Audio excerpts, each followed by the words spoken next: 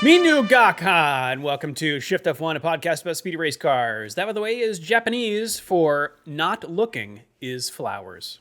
That means your imagination is always better than reality. Oh, wow. Will there be flowers in Jonathan Wheatley's future? Time will only tell. I'm Drew Scanlon. Joining me, Danny O'Dwyer. How are you, Danny? I suspect there will be flowers because there's no way that guy's doing anything but gardening leave for a little bit. Nice. I'll tell you that much. Nice. Very good. Also joining us, Rob Zachney. How are you, Rob? Doing pretty well.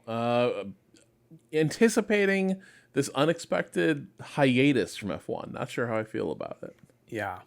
If you are new to this podcast, a very warm welcome to you. And if you are new to Formula One itself, we recommend listening to our preseason primer episode, which assumes no prior F1 knowledge and explains how the sport works and who everybody is. So if you'd like to go back and listen to that, it's episode 338.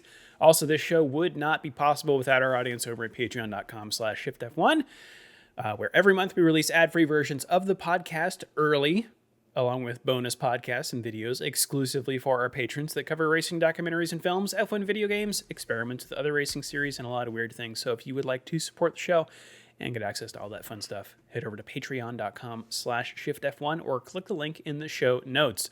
What do we have going on this month in Patreon land, Danny? Our beautiful two-part review of Drive to Survive Season 8 is now fully up. You can watch or listen to both of those episodes over on the Patreon.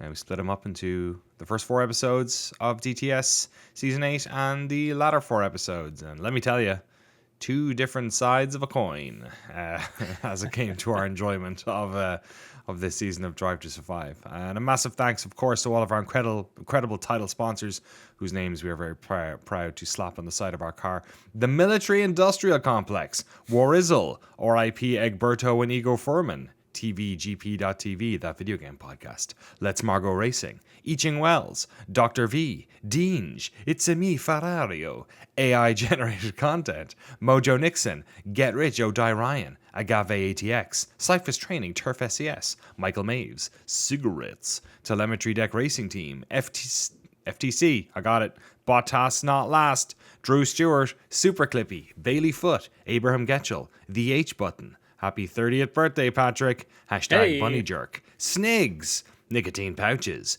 Alex Goucher. Max Voltar Keyboards. Jeff Foster. Troy Stammer. William Rumpf. Lachlan the Maddened Man. Samurai Love Story. And Jason Kelly.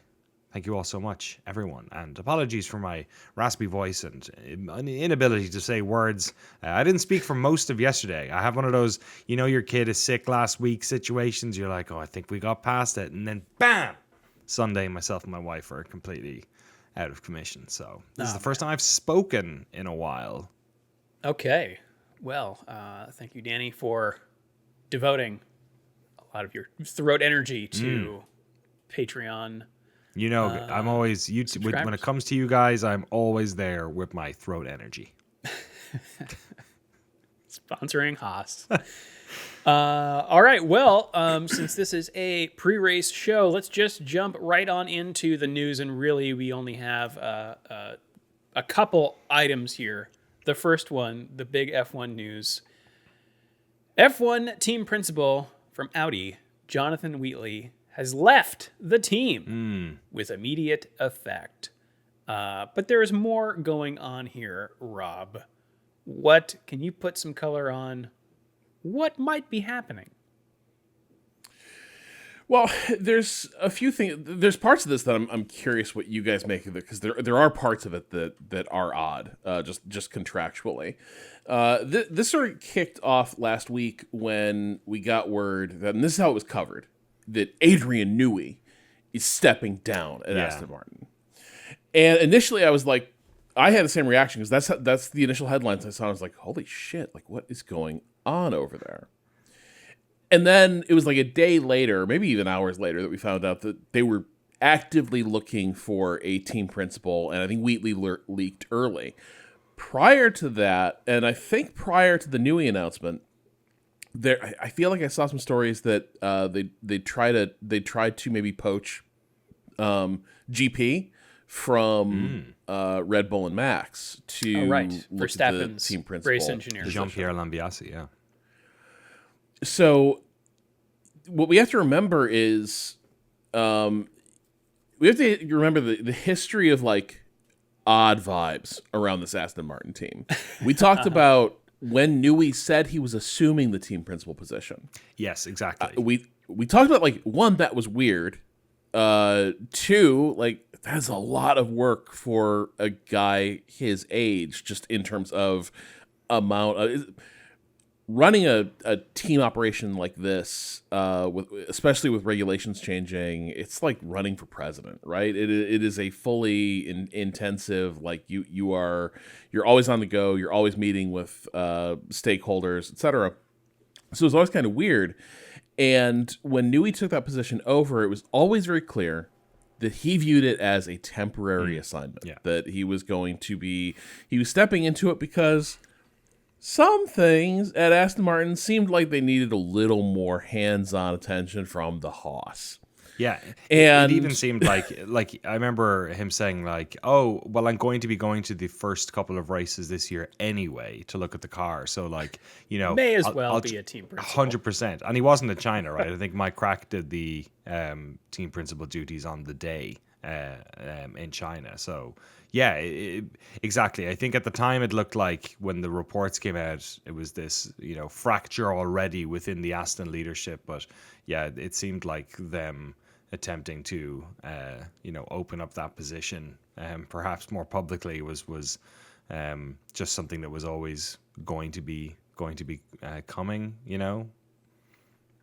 Well, and I think with him announcing the step down, I think it was sort of easy to interpret it through.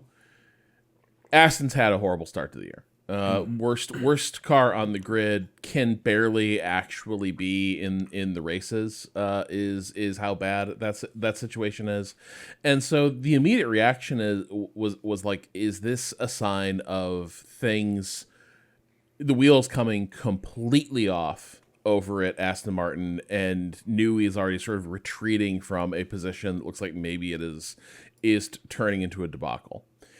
And then we had kind of an odd thing where Wheatley's name leaked early as the person they were bringing in for the new team principal position. It wasn't confirmed. It was slightly walked back. And then, yeah, it is true. Wheatley is leaving Audi to go be team principal at Aston Martin. Well, do we know that yet? Because we know he's leaving Audi, but I don't know if we know that he's actually going to Aston. I think that's... Is that not confirmed? I don't... it's weird. I keep checking. Because that's the weird thing. Because these guys are usually... We talk about gardening leave all the time.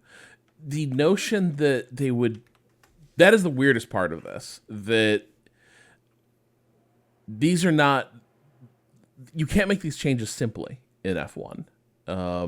Usually teams will force someone to sit on the sidelines. Right. So yes, what is confirmed is that the Audi F1 has said Jonathan Wheatley's gone. The strange, where it gets weird, is that Aston Martin now, and you know, can we really trust anything they say after they're like, oh yeah, no, Newey's totally in. Actually, Newey has always been the temporary team principal. So there is some strange quotes here from Lawrence Stroll, owner of the team. So this is from the-race.com. What remains a matter Aston Martin will not comment on, Stroll has opted to take the unusual step of issuing a formal statement that reiterates his support of Newey while leaving the door open for a team principal change. Quote, "We do things differently here." No.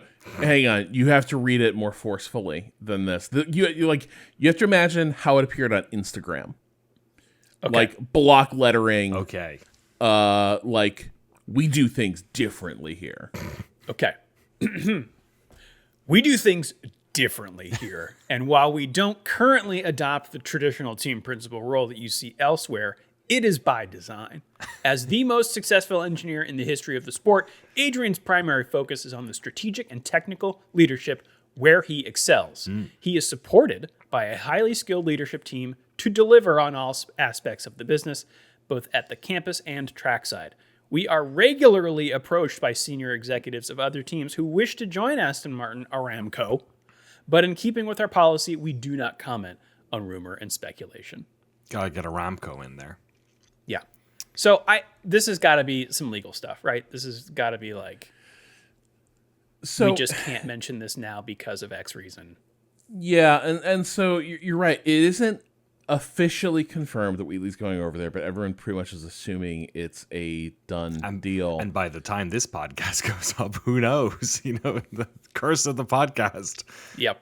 But the thing for Wheatley is it's like you're running into a burning building. That is the part of this that I find kind of odd. Rob, but how much money could I give you for you to run into a burning building?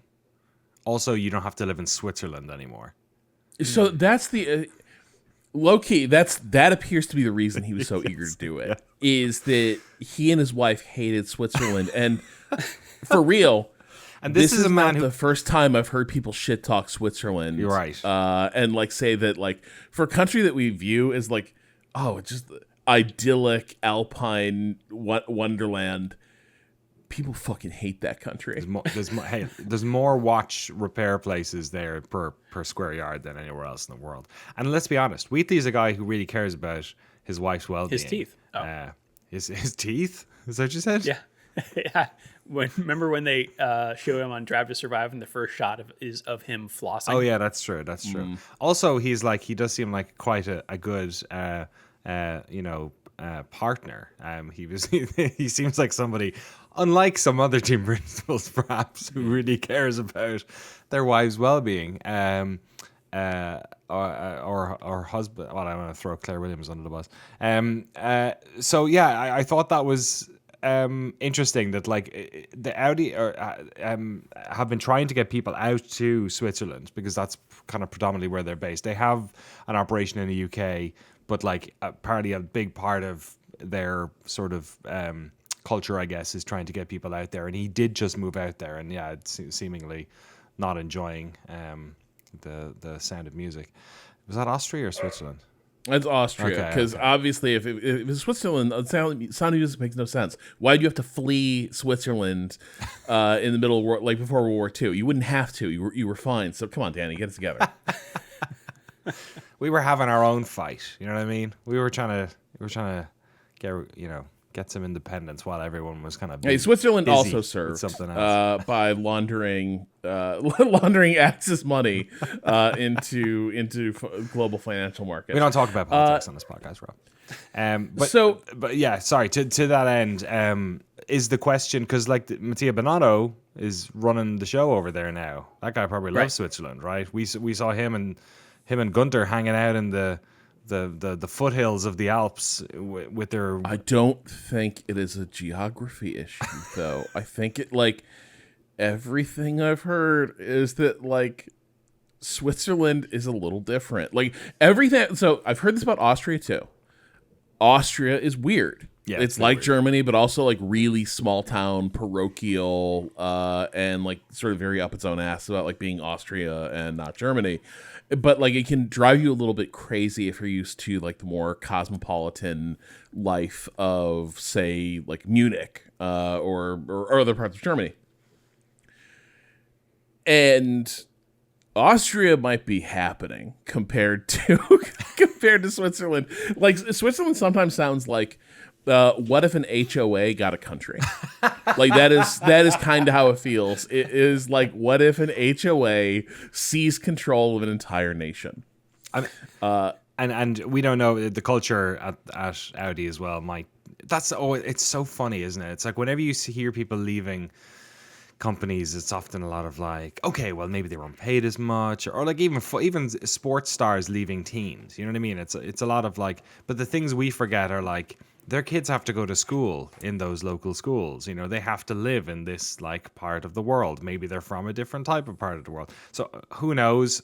Wheatley to me seems like the type of person who might be a bit more sensitive to that sort of stuff, perhaps. I don't know, but like I do wonder if this has something to do with the leadership at Audi and perhaps him hitting a ceiling, or I'm not sure. But the Bonanno thing was always a little bit weird too. Yeah, because it's like it's kind of like we have two team principals. Yeah. We have Binotto, who clearly had the juice in Audi. He was brought in to sort of fix the program. And then where does that leave Wheatley? But I am inclined to suspect that there might just be a part of, I don't like living here. And logistically, it's proving hard to do the job because, like, you are so off the beaten path of where a lot of F1 cottage industry stuff moves around. But going back to Newey for a second, I don't know how to, like, I'm of two minds about this. This is exactly when someone gets fired. Like a car rolls out like this. Literally, the drivers can't drive it because it vibrates so badly. It's like ripping their nerves apart. Alonso's skipping FP1, I heard, in Japan. They're putting a rookie in the car. Okay. But how good are these rookies? Does this rookie have shaky bones, or are they, Well, now. But like this is the sort of situation where people do get fired. But Newey stepping up to be team principal also had the smell of like desperation to it, that something was wrong at Aston Martin, and he started taking on more responsibility trying to address it. Given how things have turned out, I think we can now surmise, like, there is a mounting panic as Newey steps into his role at Aston Martin, and he realizes, like, this is in bad shape. Is it possible that the firing had already happened? Their previous team principal, no longer team principal, and that's why Newey needed to come in? And then, perhaps they thought that they were going to get someone to come in, and they couldn't because of, whenever anyone came, they were like, oh yeah, so the Honda engine, it's not doing so hot. And then they would walk, right? It's like, who would want to take that over? And maybe it just took this long until they convinced Wheatley. Or perhaps to join. Newey. I can see a situation in which you end in this sort of like duo polar power situation or whatever, right? Where you have an aerodynamicist who essentially is sort of the Lawrence Stroll businessman, not a F1 guy. I mean, he is an F1 guy insofar as he's been in the sport for the best part of a decade, but like, he's not an engineer, right? So he doesn't like run the team. The idea of him being team principal would be ridiculous. It would, that's just not his ilk. So you have like essentially Adrian Newey as the, not only the highest ranking sort of engineer at the team, but also presumably maybe a bit of a cult of personality, but you know what I mean? So if things are going wrong as well, adding in a team principal into that mix does create a sort of a power, dance there, sort of two magnetic poles of influence. So I can see how perhaps that was the type of thing that was intimidating to somebody coming in, I wonder. And I wonder if this is them, putting the cart before the horse. We don't know, because we don't know if Wheatley has already signed on paper or signed, effectively. Even if he has, though, Rob's point, I think, is a good one. Like because of these gardening leave regulations, he won't be able to just pop in. No. It's sort of a non-compete thing, right? So, yeah, I did see some journalists that said he might be able to join from the Dutch Grand Prix, which isn't so far in, but I don't know the reasonings why that is. I mean, with some people, with the, how long was it? Was it a year before Newey was able to join Aston Martin? Like, he was on a significant gardening leave from Red Bull. I think it was until the start of this calendar year, maybe. So they have worked before, Newey and Wheatley at Red Bull. So I think it'll be I think it's a good move for them. Wheatley also, from what little we've seen of him in Drive to Survive, seems like a pretty cool head. And he knows he's going in clear-eyed. Again, if the rumors are to be believed, he's going in clear-eyed with knowing the problems of the team. So theoretically, this will be a stabilizing effect. The thing about Audi is that I think they've shown that they are. I've been really impressed with them, and they seem to be punching above their weight. Especially this is the first season that they've had their new engine, and they I think they got off to a great start. So I also don't think that they'll have too much trouble attracting a team principal. It's just a matter of like we need to see when and how these chips finally fall. So here's the thing. Wheatley, in Drive to Survive, we talked about this in our reviews, available now on patreon.com/Shift+F1. The thing that comes across to him is he's very sort of like I don't know. He seems like a good hand with the drivers. He's sort of empathetic. He's sort of maybe like low pressure or whatever. I can't think of two worse drivers for his style of management than Lance, my dad owns the company Stroll, and Fernando Alonso. Shaky hands Alonso. So in some ways I'm like, oh my God, the next season of Drive to Survive, which version, like this, is this the Wheatley arc? Was Wheatley at Renault when Alonso was there? Because he did work for Flavio Briatore. Right. Oh, he did. You're right. That all comes up in it as well. Yeah. Perhaps He's worked with some prickly characters. Yeah, but has he managed them? So I don't know. But he may have been there with Alonso. Yeah. So he may have a previous connection there. But maybe he was making the teas back then, Yeah, I think it's a good move for them. I feel bad for Audi because again they started so strong, and this can be this is going to be disruptive. So hopefully Binotto can hold things together. I do wonder. Well, it's two things. One, I feel like Aston Martin has gone a very long road to effectively hiring English Otmar Safnauer. Like similar soft-spoken, like really driver-oriented, like want to break some with a little confidence and positive reinforcement. Like stylistically, they seem very similar, and I always sort of felt like some of what Stroll wanted out of this was like someone who's a little more alpha that he trusted in terms of like running team principal. And now Newey's in there being like, no, what we need is a kindly uncle. Like that's who we need for the team principal. The other thing is, I mean, one, the statement from Stroll does make me worry a little bit that like, is there a bit of disenchantment with Newey specifically over there? That like, is this just the plan to step down? I have too much on my plate, or is there a bit of like disenchantment with how he's handled the fact that like this entire relationship with Honda, the car, it's all gone as bad as it can? Is his position at like for what they paid him, the position better be secure. You can't be having buyer's remorse at this point. But it does feel a little bit like there might be a bit of like judgment about how things have been going, how his performance has been. I mean, it could also be the opposite. It could be like a consolation to Newey to get him to stick around after, I think to hear Newey say it, he also may have been sold a false bill of goods. Like it sounds like when he arrived, he didn't fully grasp that the conversations with Honda hadn't been what he thought they would. What is it they use for like project management? The Gantt chart, right? Where it's like different timelines for how things sync up. All engine stuff, that bar of like how things change is like 18 months wide, right? And so if something's gone wrong in there, you can't just like fix that. Like car design is a thing product of like 9 months a year. Engine, 18-month time horizon. Specific aero components that you can do within a season. But like all these things need to sort of sync up to really put together a winning formula. And if Newey got there with like, 6 months, 7 months till we're going to be taking the covers off this thing and discover the engine situation is bad, you're in for it. You cannot, there's nothing you can do. 7 months sounds like a long time.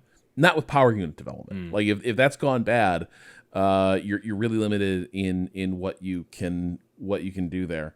But yeah, like it is a train wreck over there in a lot of ways.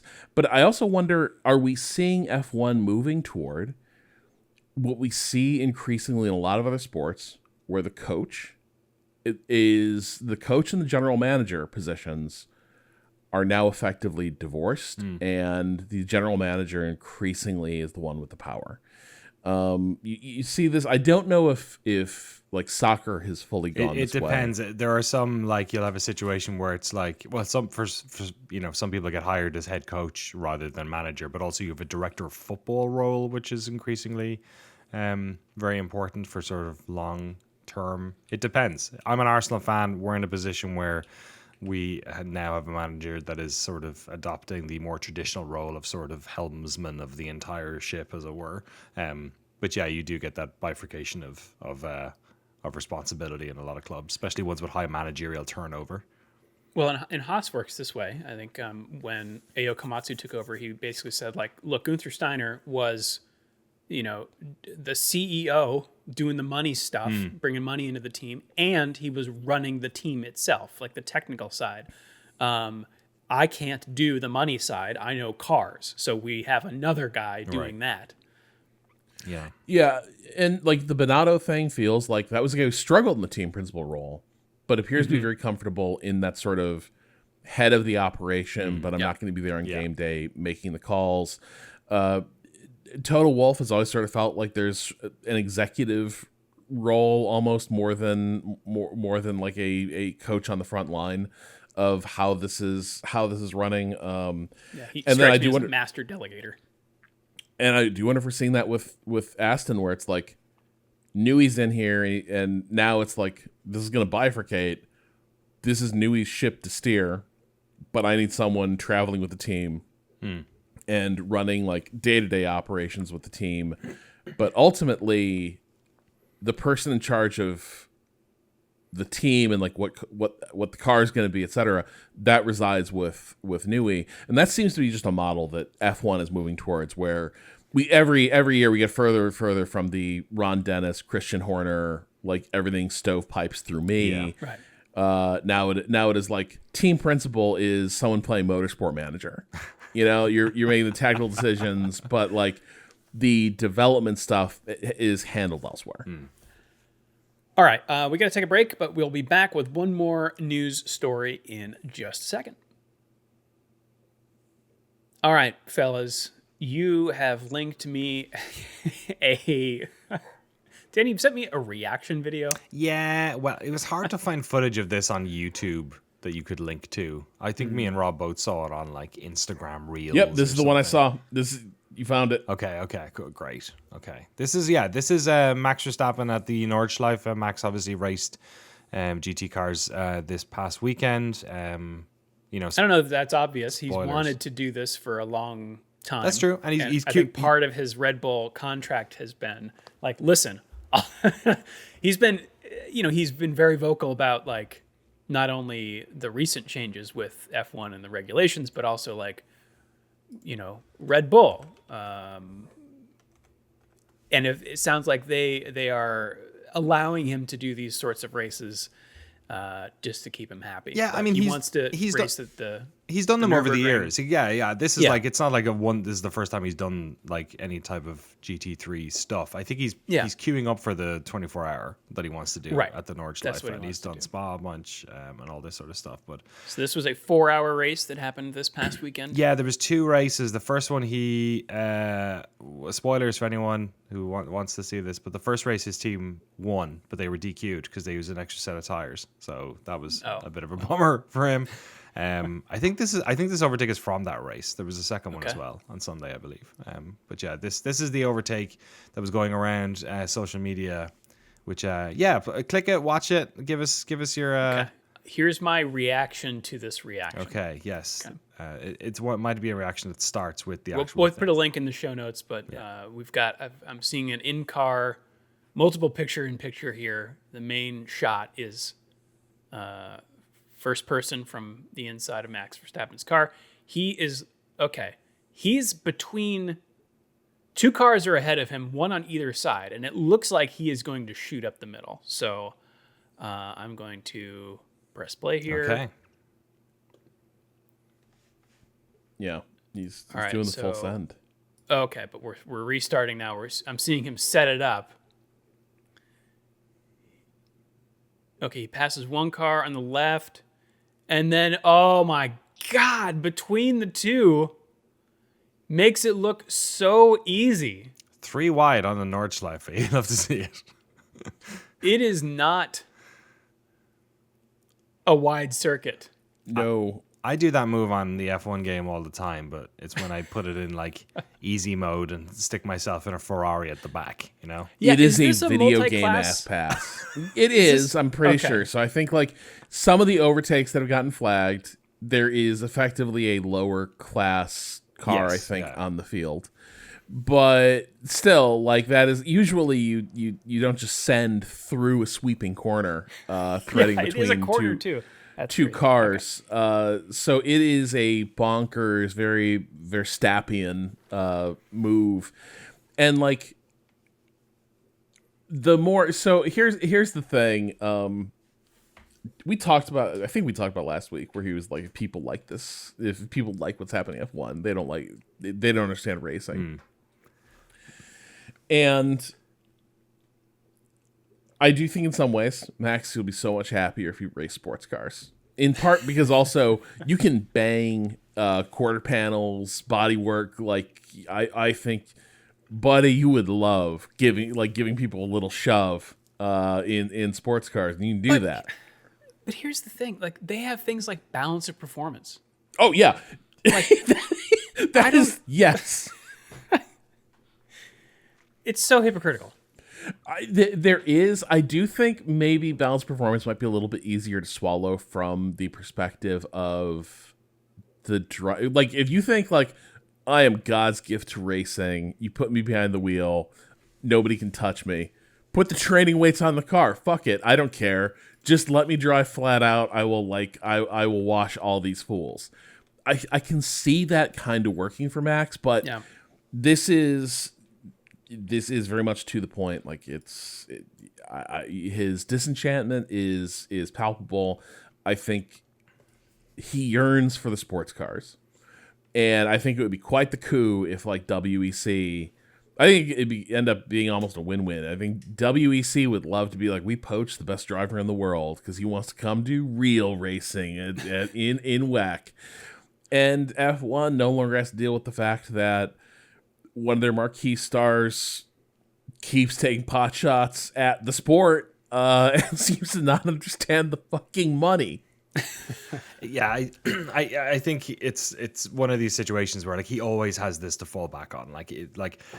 It's weird that F1 has pushed him to this stage, you know, where he's probably, you know, genuinely considering the next few years and what he's going to be doing. But, you know, he's got more money than he'll ever need probably at this stage. Obviously, the Verstappen name is a stronger brand than ever. I think if he does, I can see a situation in which he goes into the world of endurance racing, you know, like he's done in other areas over the past few years since COVID, starts a new team, you know what I mean? Starts his own operation, gets some money in there, and enters some alternative type of sport that way, spends more time with his family. You know what I mean? Like the pathway's right there. You can see it. It's just whether or not he's going to step through or stick it out in F1 for another couple of years. But this is something we've seen with so many drivers who have, like, I'm not going to sit here and say I know more about, you know, what's good racing than Max bloody Verstappen, but like outside of the regulation change and how he feels about these cars and how he has to drive these cars, he is also in a situation that lots of world champions have been in, where they are dominant in the sport for a number of years and then kicked right down, like not even to second. You know what I mean? Hamilton had to go through this. So like, Their fortunes change. And they're not at the top anymore, and it's very easy to be happy with the formula when you're on top, and obviously it's very easy to point at it when you go down. I'm not necessarily saying that's what's going on here, but I do think outside of how he feels or his justifications for how he feels about the current regulations, he is just going to be enjoying this a lot less because he's stuck in a car that means that he's fighting in the, you know, top 10, and also a car that he can't seem to start, which is probably, you know, also kind of a problem at the start of races. So yeah, it's interesting. It's early in the season for all this stuff, but yeah, it'll be interesting to see the direction of travel for Max in his career as the season goes on. Well, we travel now, Danny, to Japan. Tell us about Suzuka. I will. Suzuka. It's just a great place. It's a classic F1 track. That's the old guy way of saying this one has largely remained unchanged in the wake of, a lot of classic tracks being modified for largely safety concerns. And I say that with a big asterisk, maybe two asterisks actually, in that one of the turns, 130R, was completely reprofiled. I think predominantly because of MotoGP related incidents. And also this is the sadly the site of the 2014 crash of Jules Bianchi, which was a lot of people who listen to this podcast will remember watching live. I certainly do, and it was a tragic day for F1, which led to us getting the halo put on the cars, which has saved, I suspect, quite a number of drivers from terrible incidents, including Lewis Hamilton in Italy, at Monza. Zhou Guan Yu. Who? Zhou Guan Yu. Zhou Guan Yu, absolutely. We've seen it in GT2 and F2 and F3 stuff as well. So it's a place that has, I think the drivers really like driving this one, is the sense that you tend to get. It's been around since 1987, so almost as long as you and me, Drew. Rob, what year were you born in? Docs you right now. 83. 83, love it. Okay, so he was already writing Rob notes. was watching F1. He was taking notes. He was already complaining about the downforce on these new These cars. 87 regulations just they're ridiculous. It's They're not real ruining racing. the sport. He's like 50. It was originally built as a Honda test track. It's 53 laps, 5.8 kilometers, 3.6 miles. It is the only track in Formula One that has a figure of eight configuration. In fact, the earlier designs for the original Honda test track had it crossing itself 3 times. So this is the reserved version of Suzuka that we're racing in. And it does. If it's an overpass. It is not. It is not an intersection. It's not an intersection. It's not like a demo imagine. derby. Imagine. I did see a post on. I think it was. I'm going to assume it was Formula Dank on Reddit.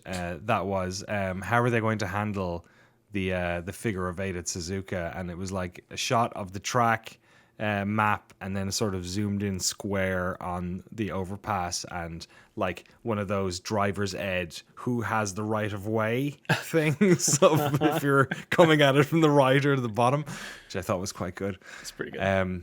It's an overpass. If you're watching on television, it's actually kind of one that's like a little bit maybe hard to see. You know what I mean? It doesn't. Yeah, it looks like they just go through a brief tunnel. Exactly. Yeah, it's quite quick.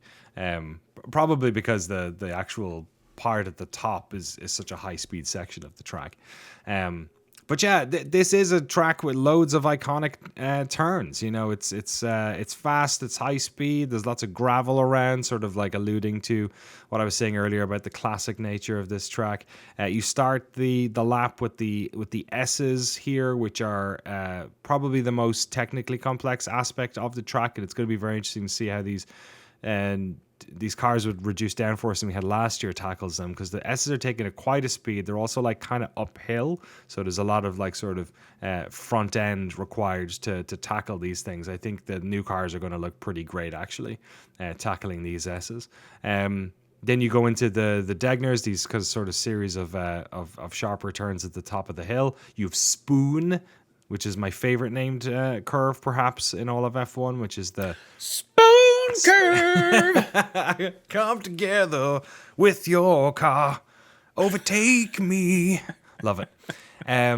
Is like a multi-apex uphill, never-ending right-hand to left-hand turn. Lots of fun. And then of course 130R, which is the turn at the end of a straight. Used to be a bit more of a dangerous entry into this one. Now it doesn't necessarily have the sharpness that it had before, but still an exciting part of the track. And I guess the other thing to mention is that we have 2 straight mode zones here on Suzuka. The first being the start finish, and the second being 130R. So there's sort of not that many places for you to crack open the aero on this one, as opposed to what we saw in China, for instance, where there's a lot of these like sort of mini straights dotted around the track. Obviously, Active Aero is going to do its own thing, but I feel like there's it's a different. We talked about how like these new cars are going to tackle these tracks, and China was the one, especially with regard to super clipping, that we were like, all right, this one's gonna be. They get pretty fast on this one. Obviously, the back straight, especially leading into 130R, is going to be one where we're probably going to experience a little bit of that super clipping happening. But I do think I am excited to see how these cars tackle like 2/3 of this track. I think it's going to be very cool to see them whipping around the way they really like attack corners. I'm excited to see if we get some interesting spots for overtakes that we tend to not get here at Suzuka.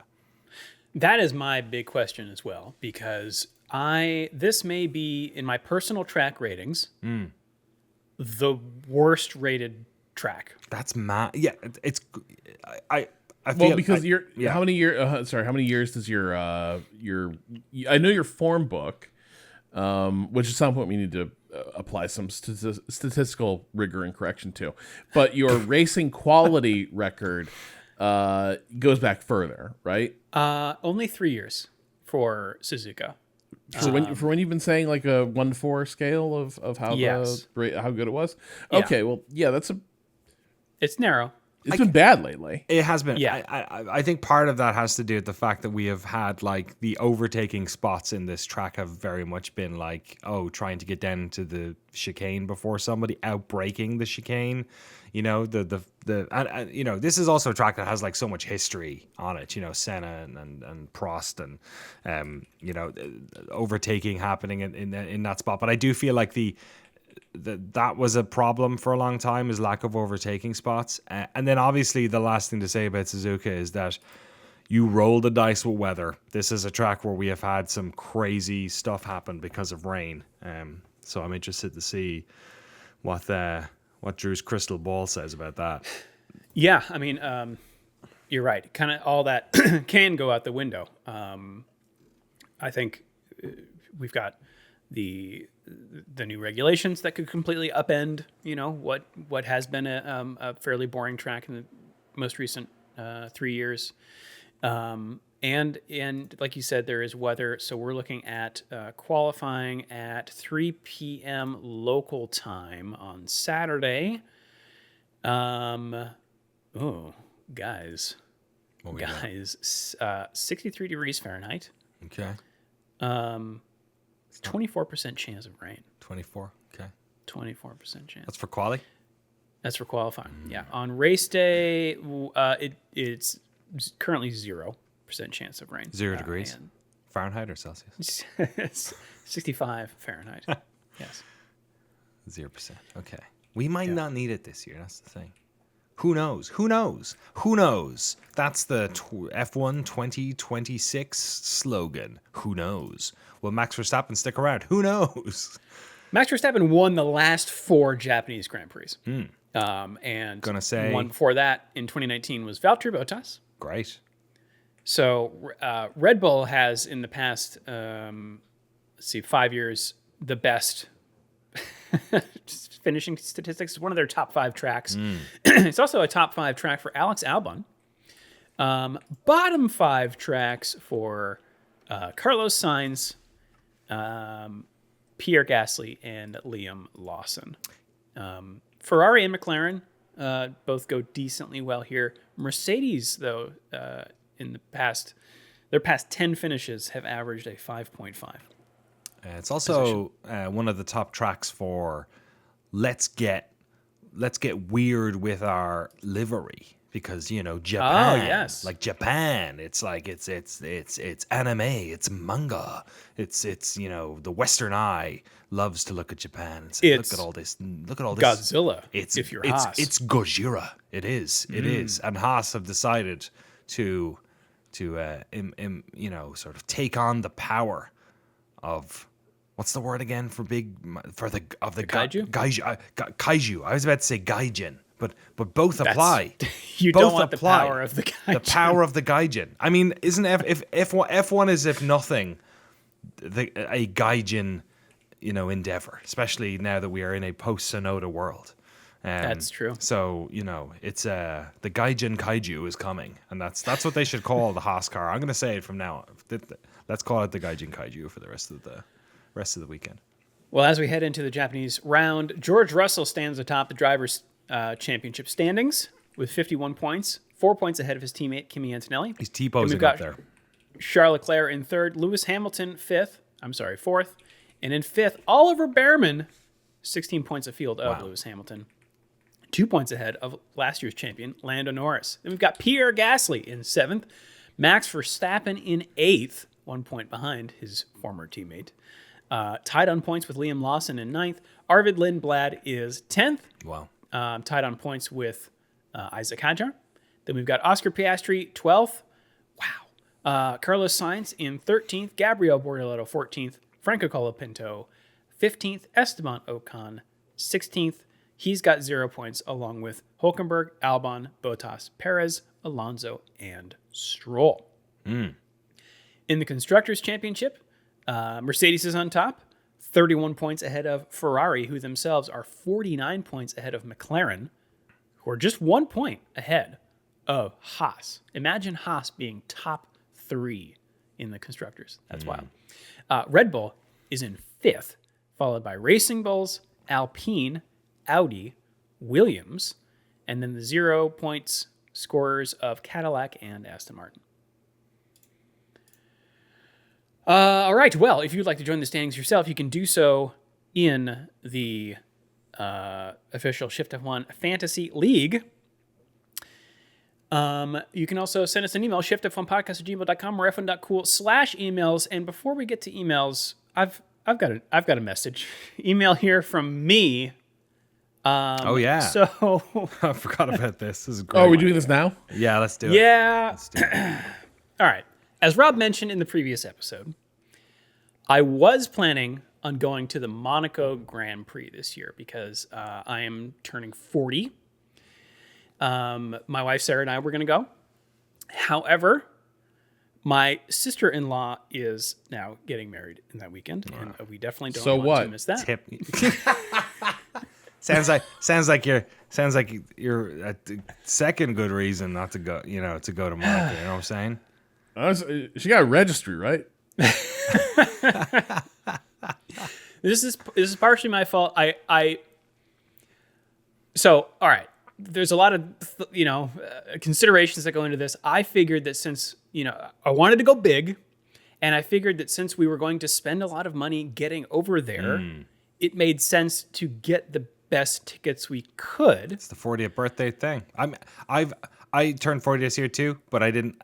I can't think of the big thing that I want to do yet, so I haven't done it. But I've got the money sitting there to do it. Well, Danny, no, you're in luck. No. So I want to get the best tickets I could. I did a ton of research. I read a lot of people's accounts of being to Monaco, including people who had sent us emails. I watched a lot of YouTube videos from various grandstands. I determined that Grandstand K is the place to be. It's the one that looks out directly at the marina, and then you've got Tabac to your left. Okay. And then to the right is the entrance to the swimming pool section. Very cool. So I wanted to be in a place where you can actually see the skill of the drivers instead of just, watching the car go by. It's also you picked the wrong circuit, my friend. I'm kidding.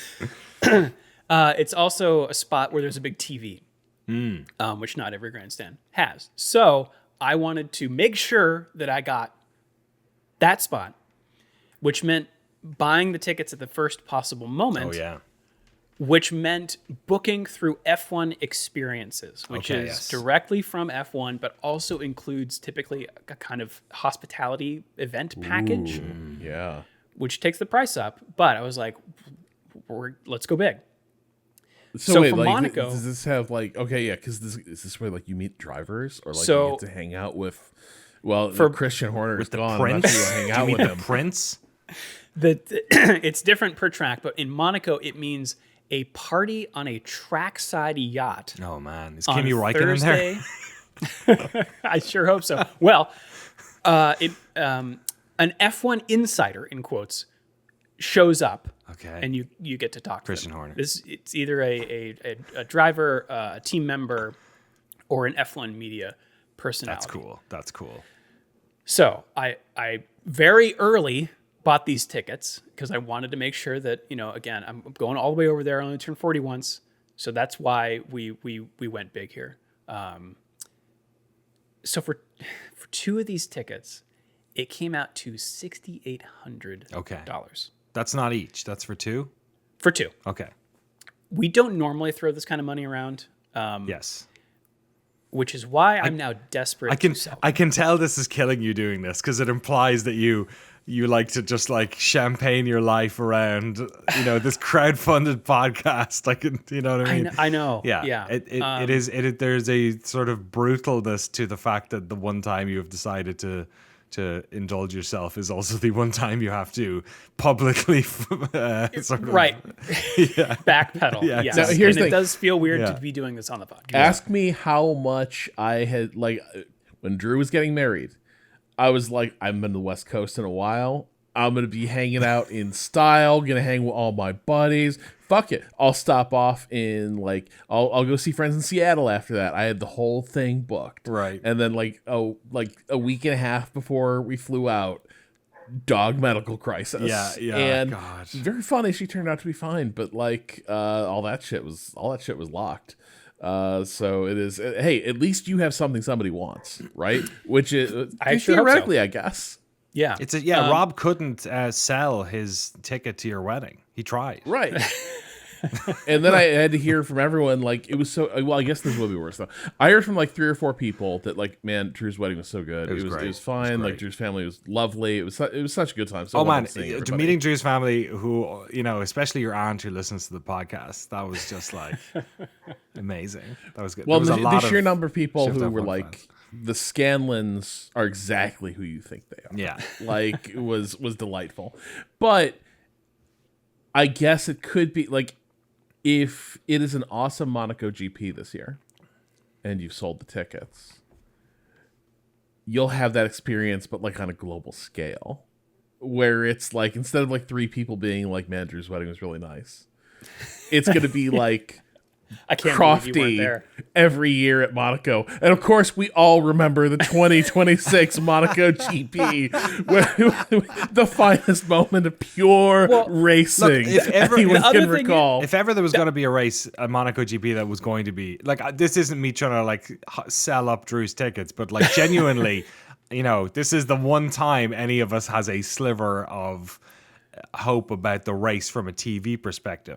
Monaco has always been a race that people should go to if they can go in person, because it just seems like the vibes. That's also why I wanted to go big here, because we went to Austin together, Danny. Sometimes being on the track is not the best place to watch a race. Absolutely. But Monaco is the biggest disparity between, like, I want to just be in the place amongst what's happening there. Yeah. So Austin, sort of track It's in a outside of its field. Yeah, it's in a field like a couple of miles outside of a cool town. But yeah, I think for 2 reasons. One, obviously, there is just it's in Monaco, so you're just like you're living in a James Bond movie for a couple of days. Obviously, I think that's super cool. But also, as a track perspective, the track is like super compressed. So like, even if you're sitting at the back, you can hear them, flying up, breaking into turn 1. You can hear them coming out of the tunnel. You know what I mean? And the way this works is that you can. So with F1 experiences, you get a contact so I've been emailing with Grace, who's been wonderful. Thanks, Grace. Amazing, And Grace. I've requested certain zones of the grandstand. You only get the tickets 3 weeks prior to the event. But there is a spot of Grandstand K where you can turn around and look behind you and see the start finish line. Oh, nice work. Yeah, that's how compressed the track Someone was is. on I don't SeatGeek. know if we're getting that, but anyway. So the other thing that I learned is that the thing to do is to not get a hotel in Monaco because they are way overpriced, but to stay in Nice and take the train every day. Cool. Which is like 30 minutes or something. This So trip we comes also with a booked train trip across picturesque south of France. Yeah. So we also booked a hotel for 2 in Nice, Hmm. which is also transferable. So if you're interested, like I said, I am fairly desperate here, so I will definitely entertain best offers. Okay. If you are interested, shiftf1podcast@gmail.com or f1.cool/emails. Now, Keep a here's the Monaco in cool thing. subject line. Don't be dissuaded by this. You're gonna be sending in like offers to the email. And then I'm gonna see what the best offer is. I'm gonna beat it by about $500. $1 over. Price is Right style. I wouldn't do that to you. But what if I did? That would really make some people angry. But I probably won't because I already had to pass on these tickets. Because like, honestly, it turns out flying to Miami from Miami GP more expensive than I thought it was going to be. Yeah, airline, all that beautiful fuel isn't coming cheap these days. Yeah. Do you see the United CEO said they're just assuming oil at $125 a barrel until I think like end of 2027? Why the fuck, I don't work in supply chains, okay? I don't know. Why the fuck do we have to pay for the increase in oil? Let the fucking oil companies pay for that. You know what I mean? Oh, I'm sorry. It's gonna. You could just willy-nilly always have your profit margin, no matter what. What? What is that about? Oil companies, just not even once. Regulate them all. I know they're richer than anything. They have more political influence than anything else. But I'm like, you just get to like preemptively put the cost at the faucet. Like, so there's zero risk to you at all in terms of a business whatsoever. Instantly, the cost absurd is at the pump. that It's crazy. you have to go back to these are national resources and they never should have been privately extracted. 100%. Yeah. Like that was just a utter like modern society. Just like, hey, this isn't going to cause problems down the road. But crucially, even though oil companies are evil and have all the money, crucially, Drew does not. And so you gotta send in your offers to shiftf1podcast@gmail.com and get Drew out of the stupid jam he's gotten himself into, prioritizing a family obligation over a once in a lifetime. Well, hopefully not once. Like, hopefully, you can. I mean, look, I hope the marriage goes really well and it's not like every year, like you're having to attend this fucking wedding because, like, well, I really thought that one was going to be the one. That would be I really really annoying. have to do it Monaco weekend. But hopefully you get a chance to do this again and do it in style. But in the meantime, shiftf1podcast@gmail.com. Make Drew an offer. Make Drew whole on these Monaco tickets. Thank you, Rob. What else we got in the old email hopper? Oh, we got so much stuff. I left myself some meatier things to read. So, Drew, I'm just going to kick it back to you to lead us off with VPN questions for reasons. All right. For security. Kelly writes, "Hey team, I'm hoping you can provide your personal experiences and advice for streaming F1 in the coming season. Any thoughts on the best VPNs and or server location to be using to purchase and stream from a non-Apple F1 TV subscription? Based on my internet sleuthing, it sounds like Canada is the best bet." All right, so sounds like the emailer doesn't want to sign up for Apple TV and is in the US and therefore wants to subscribe to F1 TV itself and not As you Apple could do TV. last year. Which you could do last year, and therefore it would be, I think, I don't remember the exact breakdown, but I guess a little cheaper. So a few things about this. I think you would have to sign up for an F1 TV account using that, because it won't let you, I guess, if you're in America, sign up for an F1 TV account. So you have to first sign up as if you're in another country. Then you must stream from a VPN in another country. The signing up might actually be the hardest part, because I don't know what kind of address you've got to provide for your credit card, right? Oh shit! Is that how they get you? That might be how you get you. However, there are services such as privacy.com where you can link your bank account to privacy.com. Then it will generate a credit card number for you, and you can put in whatever address you want. Wow. It's legal because they know, privacy.com knows who you are. Okay. You have to verify your identity with them. 123 Fake Street. Exactly. Canada. 16 Yemen Road, Yemen. The other thing about VPNs is that a lot of them are bad, and a lot of them may not necessarily support streaming. So F1 TV might detect that you're on a VPN and just say nope. So you might end up paying for it and then be unable to watch it through your VPN. You could try different VPNs for streaming. I personally have used private internet access in the past. They have specific streaming only or dedicated for streaming servers. It sounds like Canada's the best bet. I would just go with whatever streaming server has the lowest latency. You can change it around. Do you know how Or whichever one, like private internet access gives you access to a lot of servers. So you can, if one doesn't work, you could switch to another one. But again, F1 TV might be doing some like, oh, you registered your account in Canada, but you're trying to stream from Mexico. What's the deal here? Fraud detected. You're off. Another one that people like is Proton VPN. That is another company that I would trust. I don't know anything else about VPN companies because a lot of them can be shady. We might be the only podcast. We might be the only podcast in the world that is giving away free VPN recommendations. I want to say that. Right, as opposed to like, sponsoring with somebody. I have no idea if ads. Nord is actually good, but they aggressively moved into the podcast space.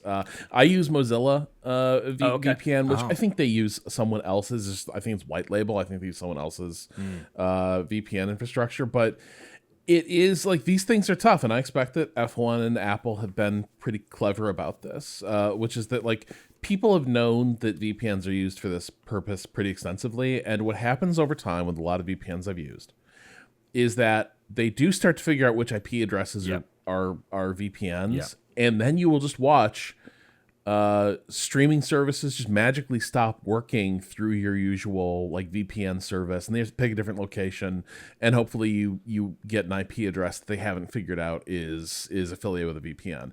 It's tough. It is a bit of a game of whack-a-mole. I sympathize. It does kind of suck that now you kind of need 2 subscriptions if you're going to get the Apple the F1 TV experience that you got last year.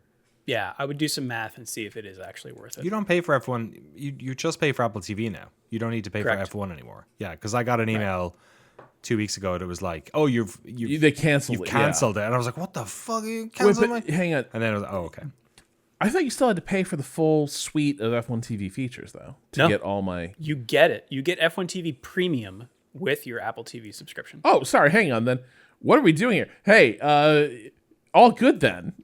You're fine. I guess no. It's if you don't have the Apple TV box, you can still install the Apple TV. You can still install the F1 TV app. You just need to link your Apple TV account to your F1 TV account. Hey, you know what's weird?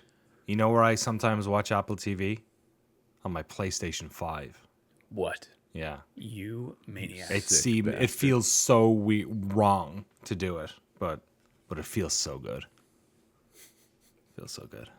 Use that app. Honestly, though, that's a good point. I did not realize that like you sign up and you just get F1 TV Premium. That's not such a and you can watch F1 the movie every day.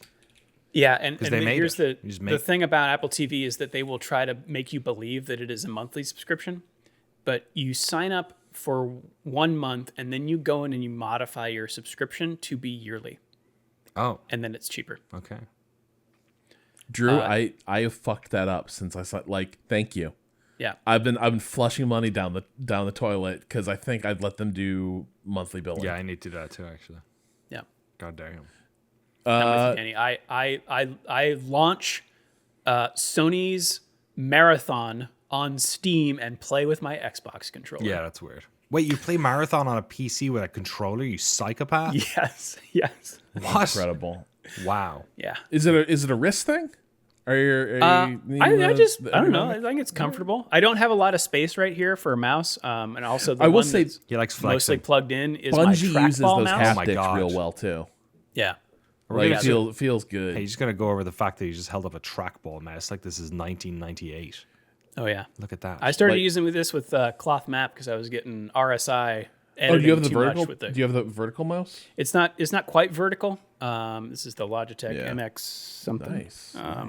wow. But yeah, highly Yeah, recommend. now we're just doing aging nerd recommendations. But Kelly, I hope that was helpful. And with the money we saved you, maybe you could afford a once in a lifetime trip to Monaco this year. I already got you a hotel. It's so easy. Danny, you want to read this next one from Nick? Sure. Nick writes in, could a team's offsite strategy department simply be replaced by AI? It seems that all the factors that go into completing successful undercut pit stops could be calculated within seconds by a laptop sitting on pit row and a good Wi-Fi connection. Note, I am not saying could, not should. I personally believe that humans' ability to make mistakes is what makes Formula One interesting. But in the era of cost caps, I wonder if replacing an entire department with a ChatGPT subscription would free up money for other developments. Okay, so maybe I'm not the best person to answer this question because I have levels of AI bullshit detection that are perhaps higher, maybe not even detection, just AI.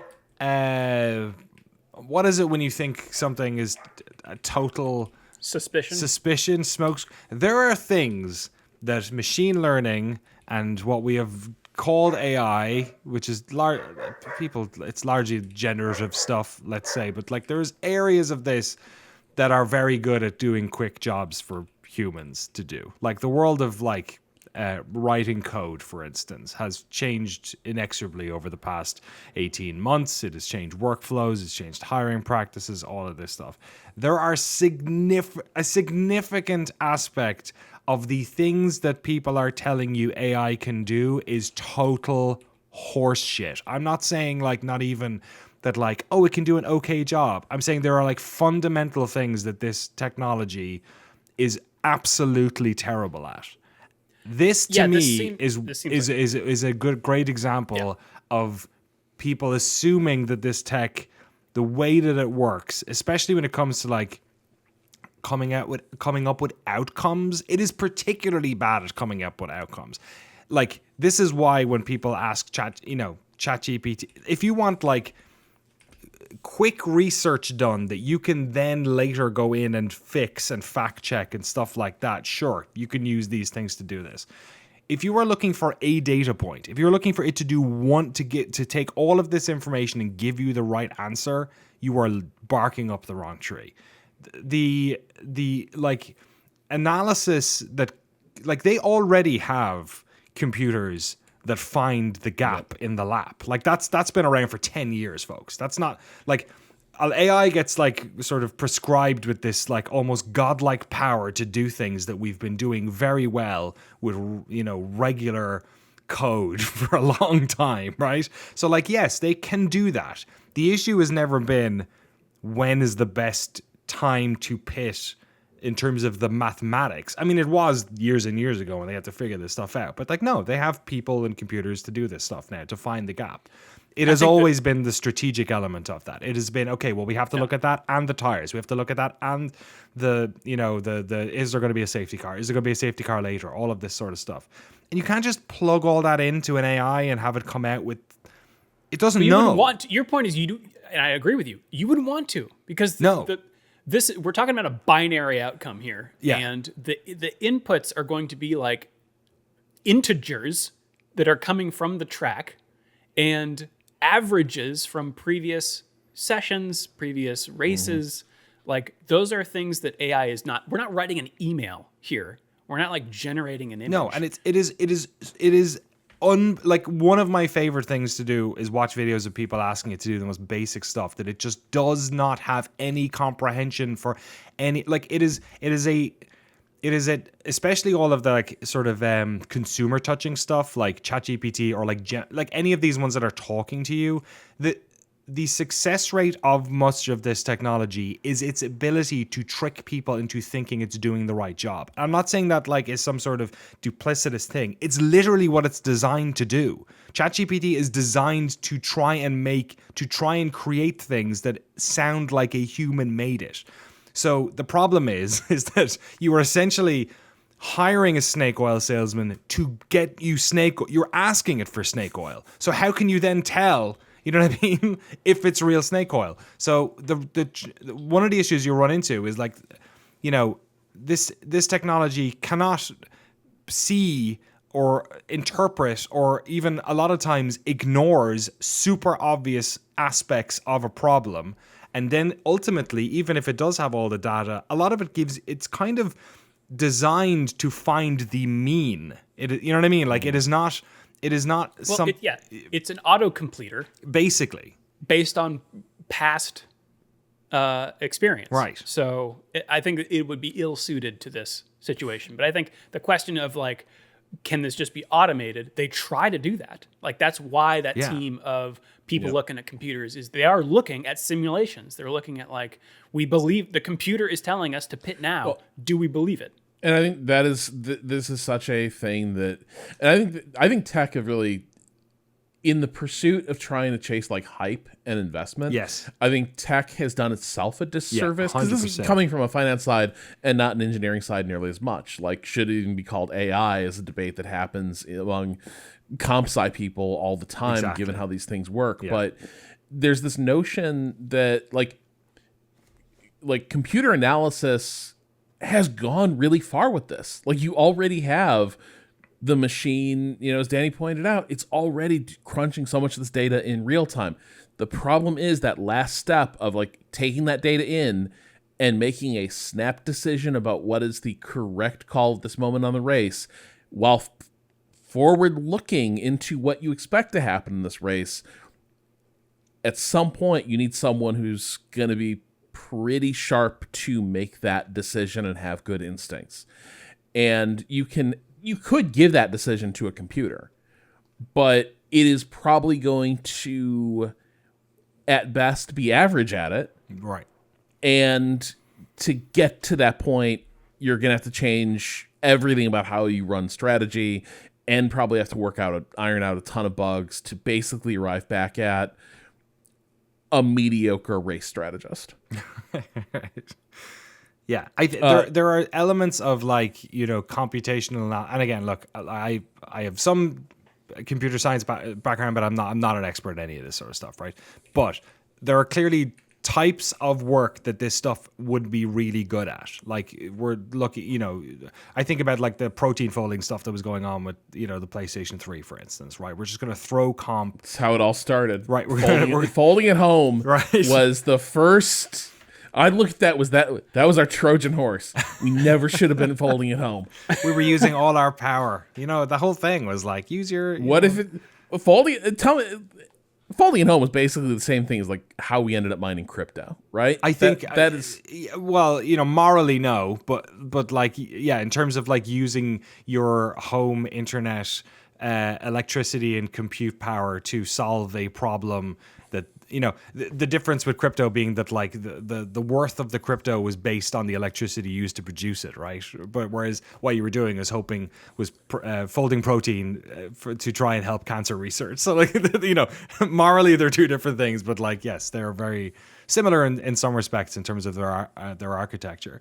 And yeah, like I think like, you know, one of the things, for instance, like scanning, you know, CT scans and stuff like that, and being able to like find things that maybe a doctor might miss. You know what I mean? Like a single point of human even then, contact. Unfortunately, they've done studies with this in oncology. Oh, really? And it's like even having access to the tool makes oncologists worse at diagnosis. Of course. That was the terrifying thing is even then, you can't use it as a tool because the second you're like, here's an AI analytical tool, oncologists who have an extremely good record of like diagnosing what they're looking at get worse. Yeah, because they have a safety at figuring out what they're looking at. Yeah, so like Unfortunately, like AI use is way iffier even for stuff like that. That reminds me of VAR in soccer when they brought in video referees. You are now starting to see decision making adapt because they know that there is this sort of like safety net that exists. So yeah, I think like there is a lot of propaganda and a lot of misinformation and a lot of hype, which, as Rob said, even people who understand this technology are sort of happy to go with just because it, essentially sort of, everyone's making money, so let's feel good about it. This technology is going to be good at doing certain things. It's going to be good at developing certain tools. It's going to probably be good in software engineering to a certain extent. 90% of the reasons people are saying this technology is good are total horseshit. Like, and I'm not even saying like they're stretching. They're trying to, no, they are doing this because you have to do this to keep your shareholders happy. So all right, well, look at all this stuff with a massive amount of skepticism, and especially when it comes down to things that are, as require a level of human ingenuity that a median finding machine is not going to be able to do.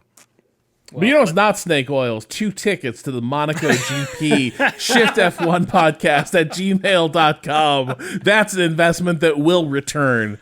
Are you getting a cut? With an experience. Are you getting 10% over the top of this? A lifetime of memories could be yours. Shift F1 podcast at gmail.com. Do I bet I need to sell? I know we're at our heart out. We got some good emails. We'll have an email episode coming up soon. But Drew, if we need to bounce, we can bounce. Yeah, let's oh man, there's so many good ones. But yes, I do. We got a layoff coming. We have time. We can do a big We'll do an email episode. I do need to go to work. That's fair. He's got to pay for these Monaco tickets somehow. Yeah, that's right. All right. Shift+F1podcast@gmail.com. We're /emails. You can also hit us up on the socials. That's us around the internet. Should we take it around the world, Danny? Let's race around the world. Wow, I feel like you've entered 2x podcast mode. Without, I'm really impressed. Me too. Let's go. MotoGP is at the Circuit of the Americas for the COTA round. The World Superbike Championship is in Portugal at the Portimao? Autodromo Internacional do Algarve. Ooh, beautiful Montechoro. The NASCAR O'Reilly Series is in Ridgeway, Virginia at the Martinsville Speedway for the NFPA 250. The Motocross Grand Prix is in where else but Switzerland for the Motocross Grand Prix of Switzerland.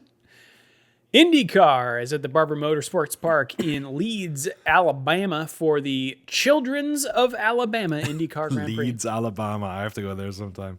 Bet it's very much like Leeds in England. And we got NASCAR. Yeehaw. Also at Martinsville for the Cookout 400. That's classic. Classic America. That gas going to cost Formula more One. than usual, though. Cookout with... We're using renewable fuel. It's cheaper. The Japanese Grand Prix kicks off Thursday Eastern Time at 10:30 p.m. Practice 1, followed by practice at 2 a.m. Friday. Free practice 3 is at 10:30 p.m. Friday, March 27th, followed by qualifying at 2 a.m. Saturday. And then the race, 1 a.m. Sunday. So 10 p.m. Saturday night Pacific time. This is all very hard to grok. I love it. I love these early races. I love it. I love when we get to Over Thursday audio. and there's stuff happening. But I will post a session time graphic to our social feeds. Thank you. Check out the social feeds. Yes, I love a 10 p.m. race on Saturday. It's a good time. But that's what's going on this weekend. What happened this day in history, Danny? The threat to take F1 from free-to-air terrestrial to pay TV was averted on this day in 2001 when the FIA announced that it had signed a 100-year deal for the commercial and broadcasting rights to the sport with Bernie Ecclestone's SLEC organization. The deal was key in preventing the major car manufacturers from forming their own breakaway championship. Formula One fans in the UK were cursing ITV's coverage of the San Marino GP on this day in 2005. A thrilling race was heading for a dramatic climax with Fernando Alonso and Michael Schumacher going head-to-head when, with just 3 laps left, producers cut to an advertising break. Viewers were dumbfounded, and ITV returned to the action just in time to see Alonso win from Schumacher by just 0.21 seconds. Sterling Moss said, "I can only assume the producer was a football fan." But you, friend, don't have to worry about ITV cutting to commercial if you buy Drew's tickets to the Monaco Grand Prix. All right. By shiftf1podcast@gmail.com. If you would like to support the show and get access to all of our bonus episodes, the early ad-free version of the podcast, and the official Shift F1 Discord, you can do so over at patreon.com/shiftf1. Have a great race weekend, everyone. We will see you all next week.